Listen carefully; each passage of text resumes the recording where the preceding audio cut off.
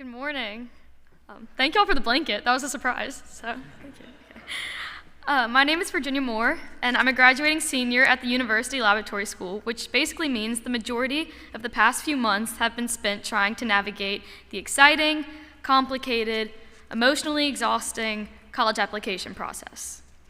The college application process requires more internal reflection than any teenager has ever had to face before. When you hit senior year, you're suddenly, without warning, required to consider in 600 words or less who you are. For reference, the following examples are real essay prompts on the Common App, which is basically the universally accepted college application. Number 1, some students have a background, identity, interest, or talent that is so meaningful they believe their application would be incomplete without it. If this sounds like you, then please share your story. Number 2, reflect on a time when you questioned or challenged a belief or idea. What prompted your thinking? What was the outcome? Number 3, describe a topic, idea, or concept you find so engaging that it makes you lose all track of time. Why does it captivate you? And what or who do you turn to when you want to learn more? Now just think about what you would write. For some of you, maybe you do have a life-defining moment.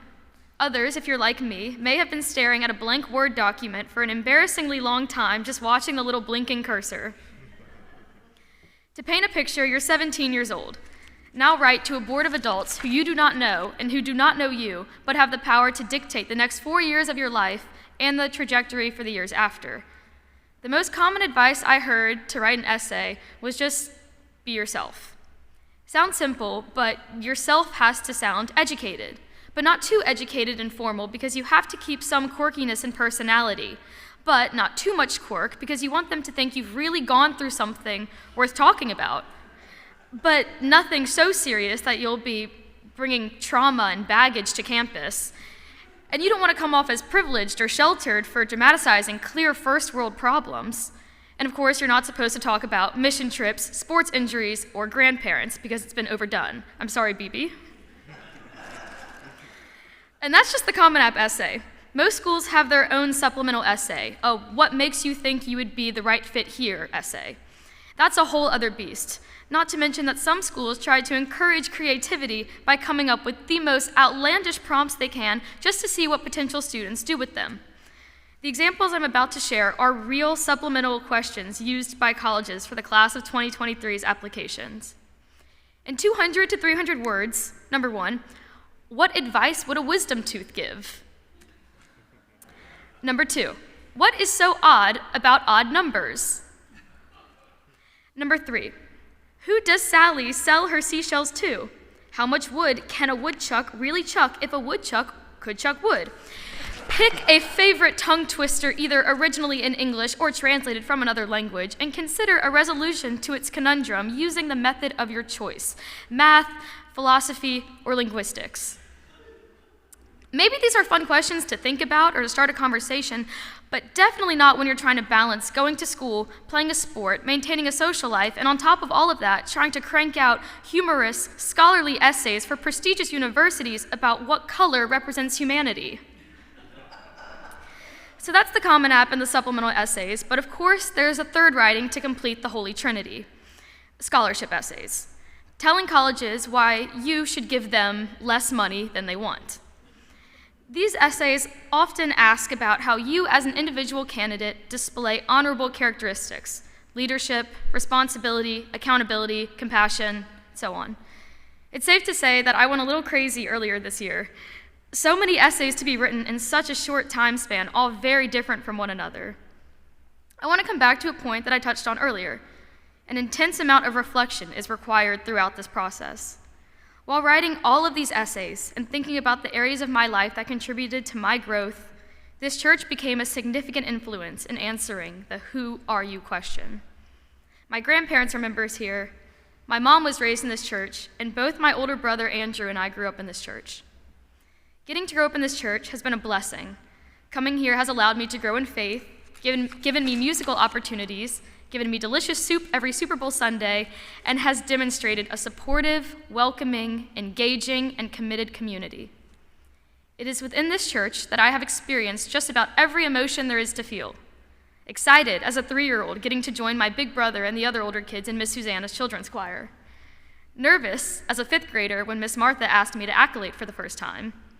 Jealous of Andrew, who consistently got to be a biblical male lead in the choir shows from Noah to Jonah to Jesus without half the enthusiasm that I had for the musicals. Determined, trying to memorize the books of the Bible rap to impress everyone in the Barney's Sunday school class. Hope, getting to witness the incredible kids in the choir loft grow up and see the children below me being active in youth activities. And of course, now sadness, knowing that I will be states away from my church community next year. Soon I will not be living in Baton Rouge, my home for the past 18 years, or attending U High, my school for the past 13 years. My world as I know will change forever. But I am not the only person to experience change and the fear that comes with it. In fact, all of you have, at one point or another, have dealt with some form of change and had to process the uncertainty. And so did the people in the Bible. As you all heard, the Bible verse I chose for today is found in Jeremiah, chapter 31, verses 1 through 6. Jeremiah speaks to the Jewish people in Judah that an army will overtake them. They have seen it happen to the northern kingdom by the Assyrians, and now the Babylonians will come to take them. Their world, as they know it, will change forever, and they are afraid. But chapter 1 contains a promise that the future for the Jews will be bright despite the sudden change. Where there is fear, God's voice speaks in reassurance, saying, "I will build you up again." My college application process is over. I made my college decision on Friday, April 21st. Next year, I will be attending the University of Richmond. Go Spiders. I'm excited to be in beautiful Richmond, Virginia, surrounded by new people and taking interesting courses. But that said, I am also nervous to be in the unfamiliar Richmond, surrounded by strangers taking rigorous, demanding courses. My world as I know it will change forever. But I can take comfort in knowing the promise God has made, a promise to build me up. His everlasting love and unfailing kindness will arm me in the face of uncertainty.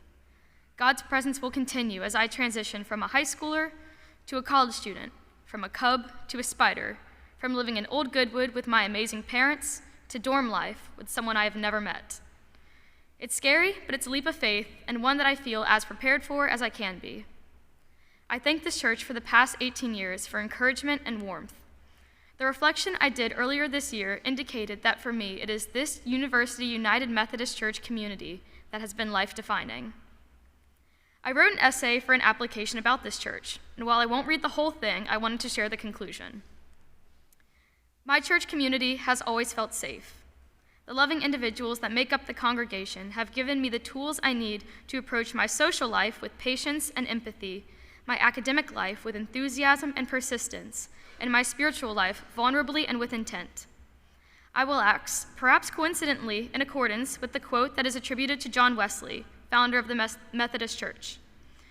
Do all the good you can, by all the means you can, in all the ways you can, in all the places you can, at all the times you can, to all the people you can, as long as ever you can. I would not have the self-assurance that I am capable of fulfilling this quote, fulfilling all of those cans, without the influence of you all.